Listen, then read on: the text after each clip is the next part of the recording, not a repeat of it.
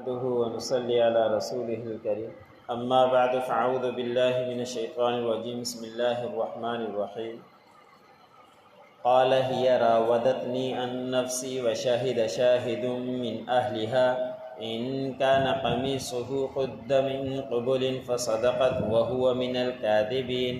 وإن كان قميصه قد من دبر فكذبت وهو من الصادقين فلما رأى قميصه قد من دبر قال إنه من كيدكن إن كيدكن عظيم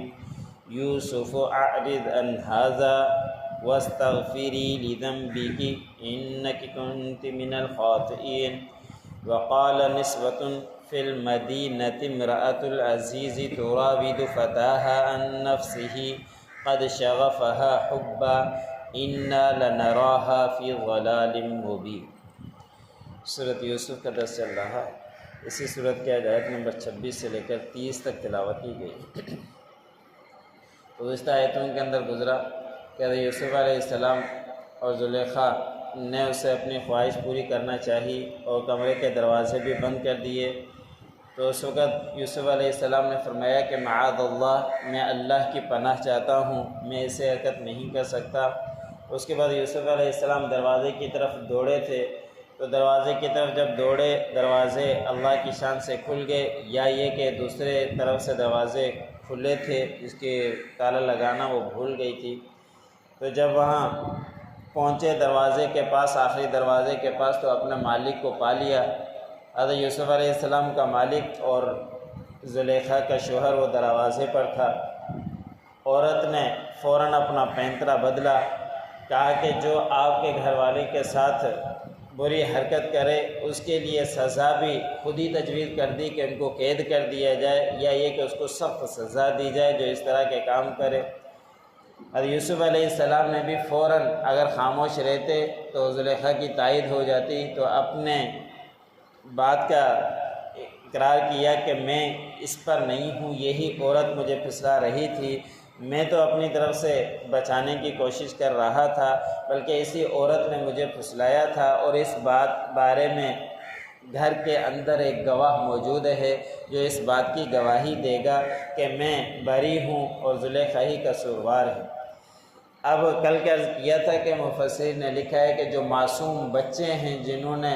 پیدائش کے فوراً بعد بولا، ان میں سے ایک یوسف علیہ السلام کی گواہی دینے والا بھی تھا۔ اگر یہ اتنی سی گواہی بھی دے دیتا کہ زلیخا قصوروار ہے اور یوسف علیہ السلام پاک ہیں تو بھی کافی تھا، لیکن اس نے بڑی حکیمانہ باتیں کی، جس کو اللہ رب العزت نے قرآن پاک میں بھی فرمایا کہ اس بچے نے کہا کہ اس کی قمیص دیکھی جائے کہ قمیص کرتا اس کا کہاں سے پھٹا ہے۔ اگر اس کا کرتا آگے سے پھٹا ہے تو پھر زلیخا سچی ہے اور یوسف علیہ السلام جھوٹوں میں سے ہیں، کیونکہ یہ اسی وقت ہوگا کہ جب یوسف علیہ السلام ان کے پاس جانا چاہیں گے اور وہ آگے سے پھاڑنا چاہے گی۔ اگر اس بچے نے کہا کہ اس کی قمیص پیچھے سے پھٹی ہے تو پھر زلیخا جھوٹی ہے اور وہ سچوں میں سے ہے کہ یوسف علیہ السلام بھاگنا چاہ رہے تھے، وہ روکنا چاہ رہی تھی، انہوں نے پیچھے سے پکڑا۔ اب یہ حکیمانہ باتیں سننے کے بعد اس بادشاہ نے، عزیز مصر نے فوراً کرتا دیکھا، تو کرتا دیکھا کہ اس کا کرتا پیچھے سے ہی پھٹا ہے یوسف علیہ السلام کا، تو اسی وقت عزیز مصر نے کہا کہ عورتوں کی مکر اور فریب بہت ہی بڑے ہیں۔ اندازہ کریں قرآن پاک کے اندر شیطان کے مکر کو، فریب کو ضعیف کہا ہے، عورتوں کے مکر کو، فریب کو بڑا کہا ہے کہ عورتوں کا مکر بہت بڑا ہے۔ نبی کریم صلی اللہ علیہ وسلم نے فرمایا کہ میں تمہارے اندر مردوں میں عورتوں کو فتنہ چھوڑ کر جا رہا ہوں، جو عورتوں سے بچ گیا وہ کامیاب ہے، جو عورتوں کے فتنے میں چلا رہا تو پھر ایسے نہ ہو کہ وہ راستے سے بھٹک جائے۔ اور عورتوں کو اللہ رب العزت نے بڑا ہی فریب کہا ہے اور مکر کہا ہے کہ عورتوں کے بڑے مکر ہوا کرتے ہیں۔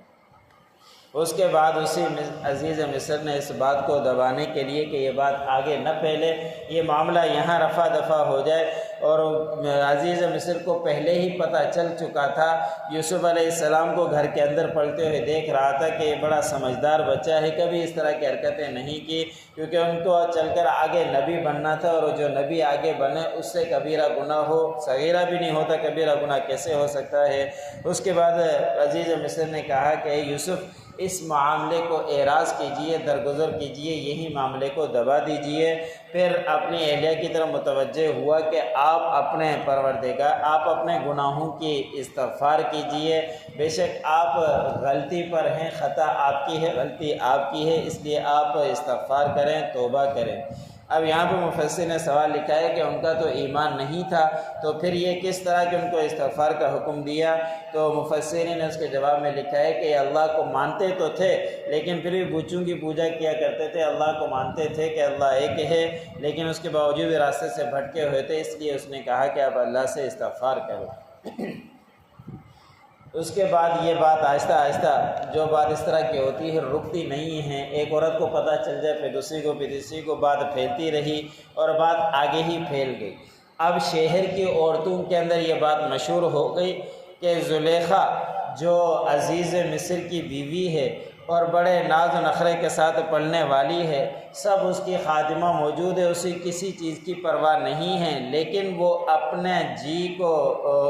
اپنا محبت ایک غلام کو دے بیٹھی ہے اور غلام کو پھسلاتی ہے اس کے نفس سے کہ اس سے گناہ کی طالب ہے، وہ تو ایک غلام ہے اور یہ تو عزیز مصر کی بیوی ہے، اس کے باوجود بھی حرکتیں کرتی ہے۔ یہ بات زیادہ ہی مشہور ہو گئی شہر کے اندر کہ اس کی محبت میں، غلام کی محبت میں وہ بہت ہی زیادہ مشغول ہو گئی ہے۔ پھر انہوں نے خود ہی کہنا شروع کر دیا کہ ہم تو اس کو واضح گمراہی میں دیکھتے ہیں کہ غلطی پر ہے کہ مصر کی بیوی ہونے کے باوجود بھی غلام کے اوپر فریفتہ ہونا، یہ کیسا اس کا عجیب معاملہ ہے۔ جب زلیخا پر یہ بات پہنچی تو پھر زلیخا نے بھی ان کے لیے ایک تدبیر کی، جس کا اگلی آیتوں میں تذکرہ ہے۔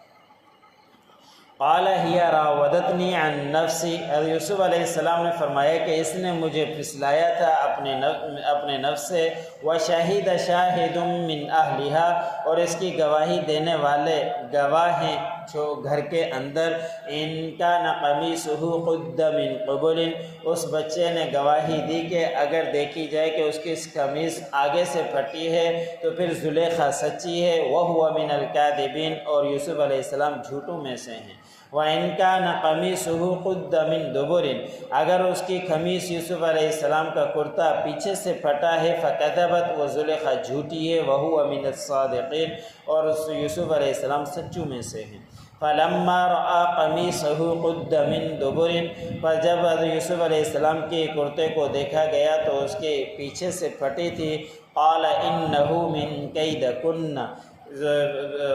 عزیز مصر نے کہا کہ بے شک یہ تمہارا فریب ہے، ان کیدکن عظیم، بے شک تمہارا مکر، تمہارا فریب بہت ہی بڑھا ہوا ہے، بڑا ہے۔ یوسف اعرض عن ھذا، اے یوسف اس سے اعراض کیجئے، اس معاملے کو درگزر کیجئے، واستغفری لذنبک، اے زلیخا آپ اپنے گناہ کی معافی مانگیے، انک کنت من الخاطئین، بے شک آپ ہی ہیں غلطی کرنے والوں میں سے۔ وقال نسوۃ فی المدینہ،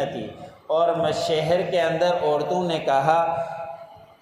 امرأۃ العزیز تراود فتاها عن نفسه، کہ عزیز مصر عزیز کی بیوی پھسلاتی ہے اپنے غلام کو اس کے نفس سے، قد شغفها حبا، اور اس کی محبت میں بہت آگے نکل چکی ہے، انا لنراها فی ضلال مبین، بے شک ہم اس کو دیکھتے ہیں کھلی گمراہی۔